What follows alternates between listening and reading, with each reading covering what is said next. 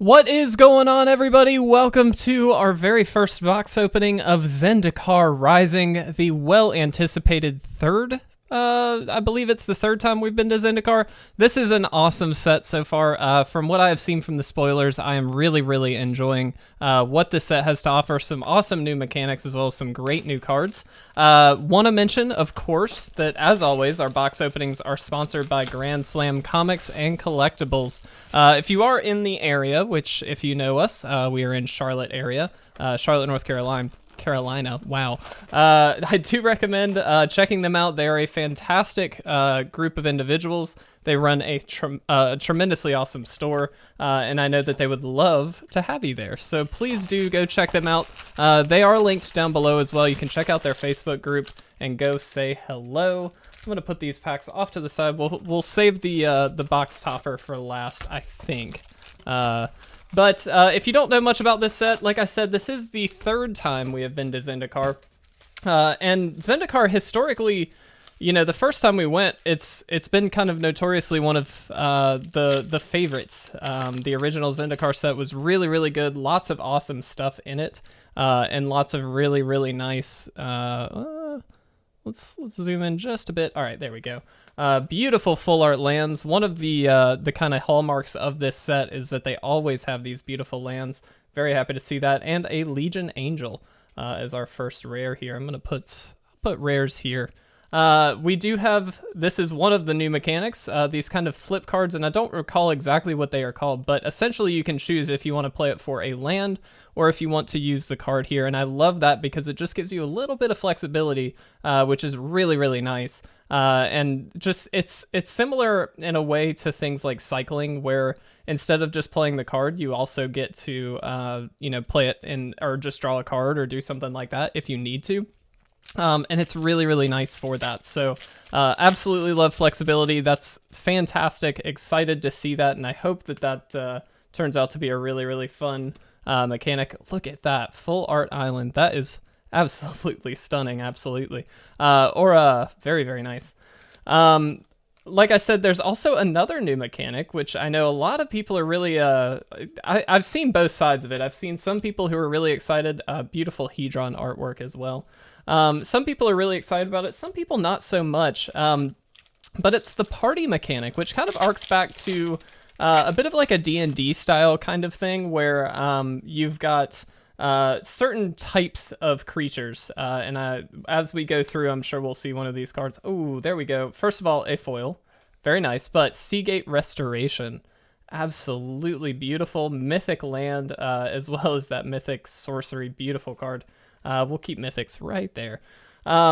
So like I said, the party mechanic here is really interesting. It's a very nice one. It essentially rewards you for having certain creature types on the field, and there are 4 of them. And actually, perfect timing. Look at that. Shepherd of Heroes. When it enters the battlefield, you gain 2 life for each creature in your party. Now, creatures in your party have to be up to one of a cleric, rogue, warrior, and wizard. So if you have 2 wizards out, obviously that still counts for 1. But the idea is essentially that you kind of reward yourself for having a lot of different tribal synergies and things like that, and having a quote-unquote party, which is really awesome. I really like that. Beautiful foil Hedron artwork. Canyon Jerboa, whatever. Leyline Tyrant, very nice. Absolutely fantastic. Second mythic rare already.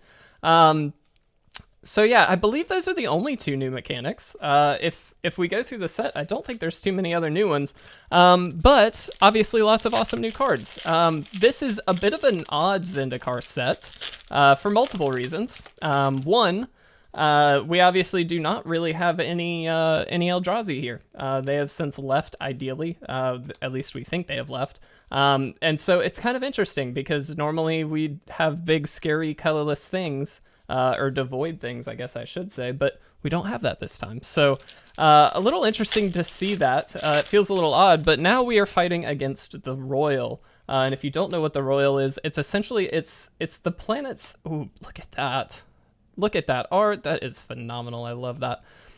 It's essentially the planes defense mechanism, and it essentially manifests itself in the way of elementals. So we've got a lot of really, I love that. A lot of really powerful elementals, things like Omnath, of course, are there, but just lots of really cool things that kind of spark up out of the plane itself in defense of it, which is really awesome and really interesting as well. Did I? Yeah, I totally did that. Let's do that. Lotus Cobra, one of my favorite cards that I'm very happy got a reprint. Don't love the art quite as much as the original, but still very, very good card. But yeah, so we're fighting against the Royal, or at least trying to figure out how to deal with it, and I think that that's a really interesting thing. I'll be honest, I have not read the lore, and so I need to catch myself up slightly there, but I do think it's very interesting to have a Zendikar set, and obviously, God, look at that, so beautiful. They really outdid themselves on these full art lands this time around. But I do, Night has such good cards. This is an arc back, obviously, to Vampire Nighthawk, which is such a great card. But yeah, just really, really cool. A little bit of a different take on Zendikar, which is fun, a little bit refreshing as well. I know, this is a pretty important Zendikar set for multiple reasons. Obviously, Paper Magic in general needs to be very, very good right now because it's struggling for obvious reasons. I mean, not only do we have a global pandemic going on, but also we do have a nice Ruin Crab. We also, have MTG Arena to compete with, and Arena's a great platform. A lot of people really enjoy it, and for every right reason, it's a great tool for being able to play Magic kind of wherever you are and just as easily as possible without having to be in person or, worry about, well, my friends can't meet up, that kind of thing. And that's fun because it does allow you to do that, but there is something about playing in person that just is lost on Arena, and that's okay. That's okay, but we need that. We need that in person still, and so this set, I think, hopefully reinvigorates that a little bit to the best of our ability given the current circumstances. So I certainly hope that's the case. Maul of the Skyclaves, look at that, beautiful. There we go. Master of Winds, a nice little Sphinx there. So yeah, I think it needs to not only just play well because, we need some more stuff that's gonna play really, really well. But also, Zendikar, the last time we went, Oath of the Gatewatch as well as Battle for Zendikar were not what I would call at least successful sets. And I don't think I'm alone there.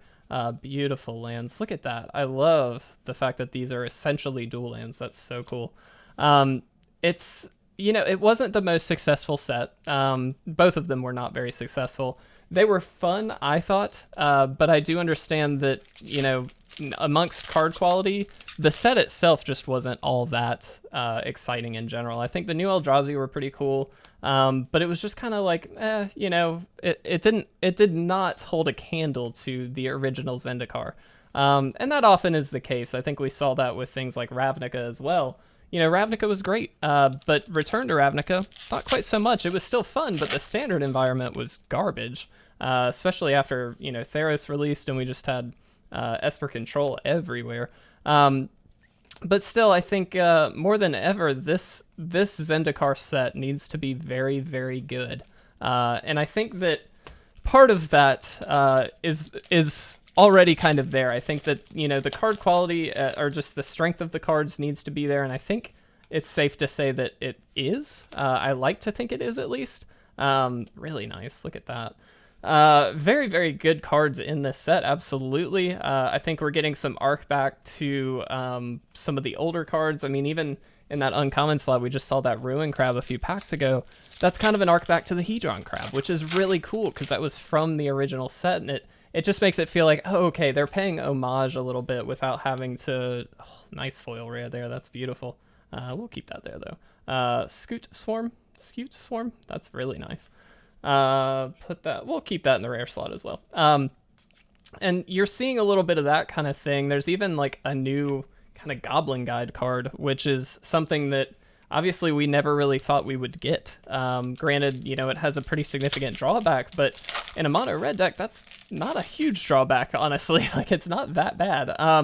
And so there's a lot of little things that they're doing to kind of, I think, push this set a little bit further.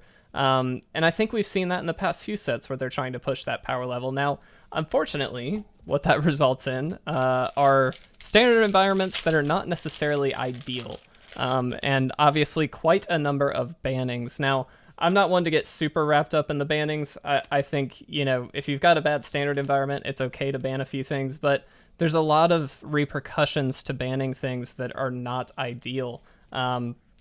Not only do people feel like they can't trust the product, they shouldn't buy the product because obviously they're just going to ban it, like that kind of thing. But also, it's just kind of like, okay, if you... Oh, guys, hold on. Wow, look at that pull. Nahiri, Heir of Ancients.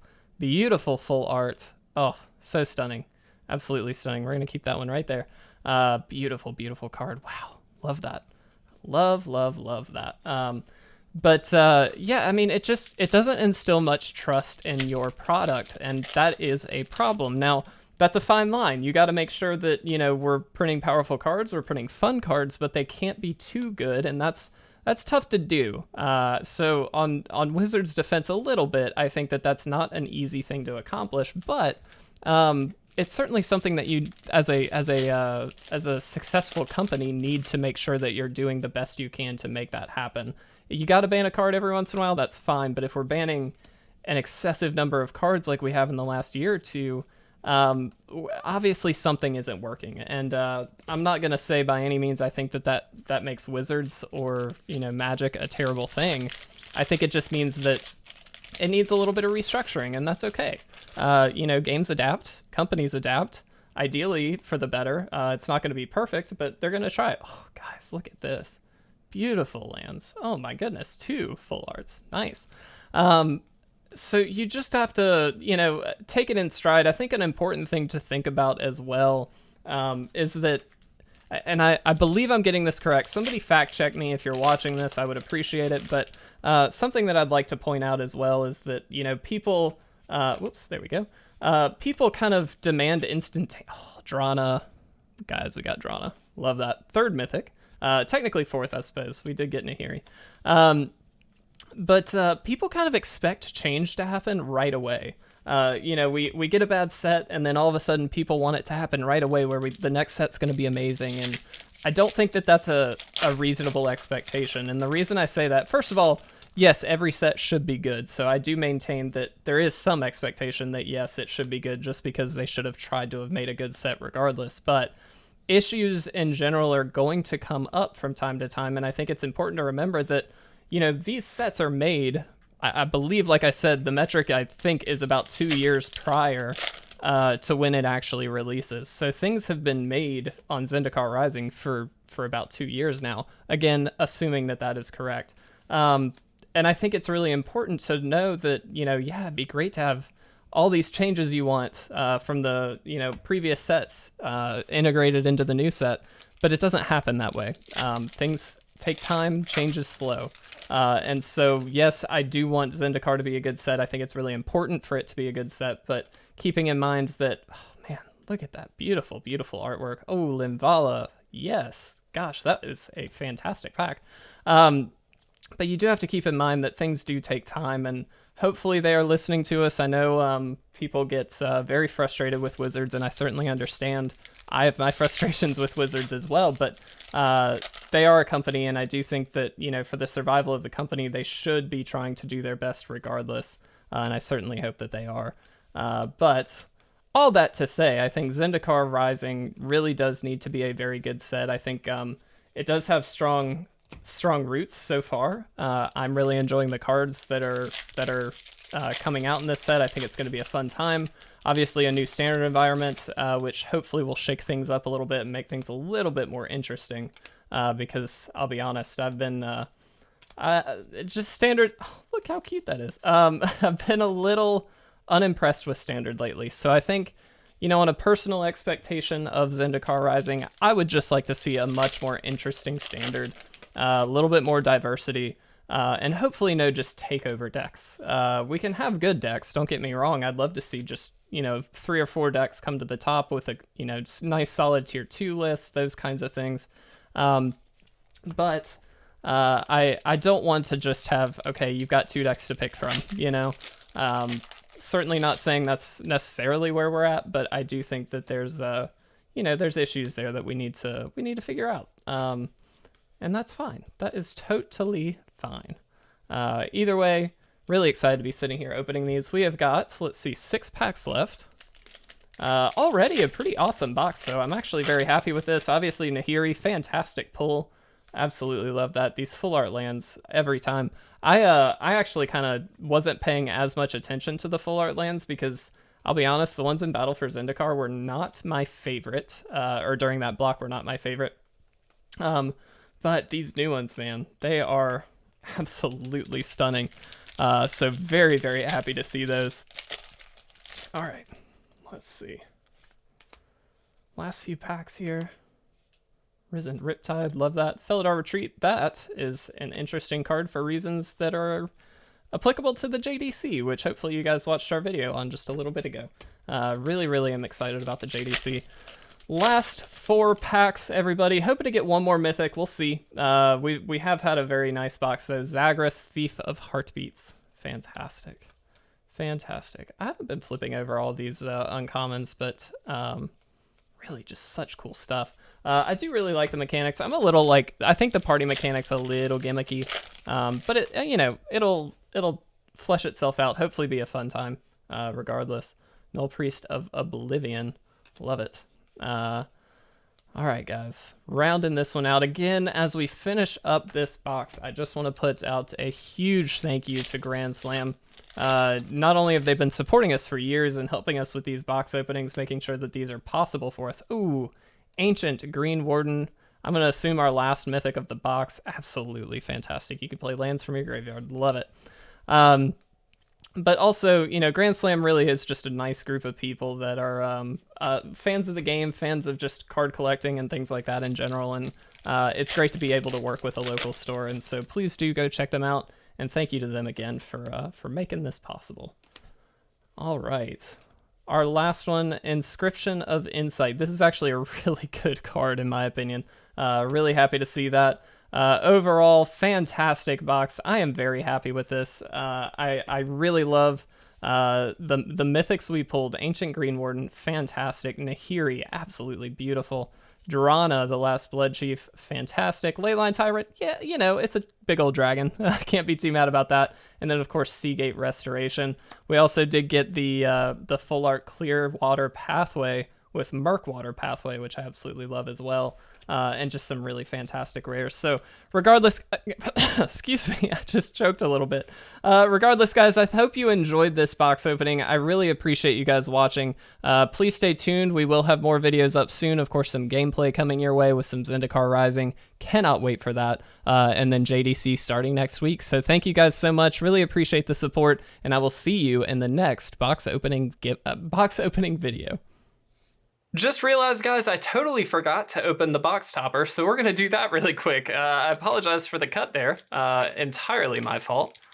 Let's see if we can get this out there. What did we get? What did we get? Oh, don't mess it up. Let's see. 3, 2, 1. Beautiful blood-stained mire. Oh my goodness. Look at that. I will say, a little bit of wrinkling there. I don't know that you guys can see that, but look at that beautiful blood-stained mire. Fantastic, guys. Absolutely love it. A great way to finish off the box. Thank you guys so much for watching again. Really do appreciate it. And I will see you very soon in the next box opening giveaway. I keep saying box opening giveaway. In the next box opening video.